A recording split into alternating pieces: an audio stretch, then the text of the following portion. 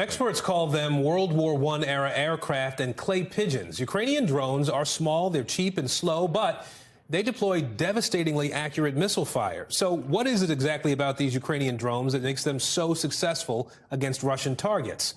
NBC News national security correspondent Ken Delanian is joining us from Washington. He's been looking into this. Ken, so what is it about these drones that makes them so effective?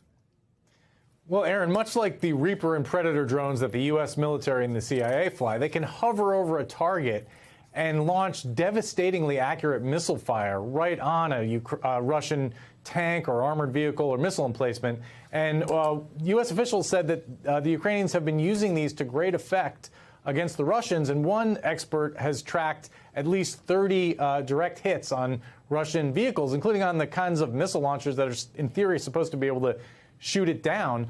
And these are far cheaper than the American Reaper. In fact, the Reaper goes for about $30 million, and these drones, these Turkish-made drones, are about $1 million to $2 million apiece. They fire missiles. They've been an incredibly useful weapon for Ukrainian forces, Aaron. So why haven't the Russians been able to target these drones? Why haven't they been able to shoot these drones down?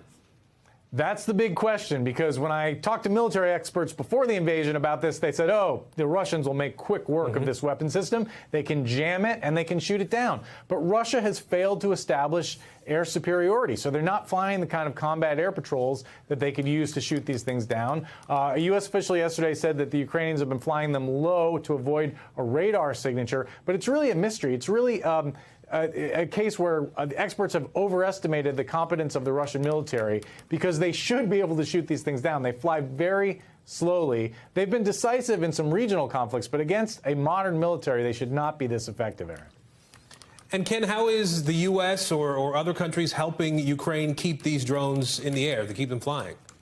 So that's a great question. A U.S. official said yesterday they wanted to do that. They didn't say how. These drones are made by a Turkish company co-owned by the son-in-law of the Turkish president. Now, Turkey has said it's neutral in this conflict, right? But the Ukrainian defense minister did say a week or two ago that they had gotten an additional shipment of these drones. To the extent to which the U.S. can facilitate more shipments is an open question. And you know, Aaron, there are other drones, small armed drones that the U.S. has at its disposal and that Israel and other countries make that could be really useful to the Ukrainians.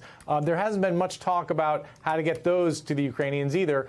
Perhaps there will be as this conflict goes forward. All right, Ken Delanian for us in Washington. Ken, thank you. Thanks for watching our YouTube channel. Follow today's top stories and breaking news by downloading the NBC News app.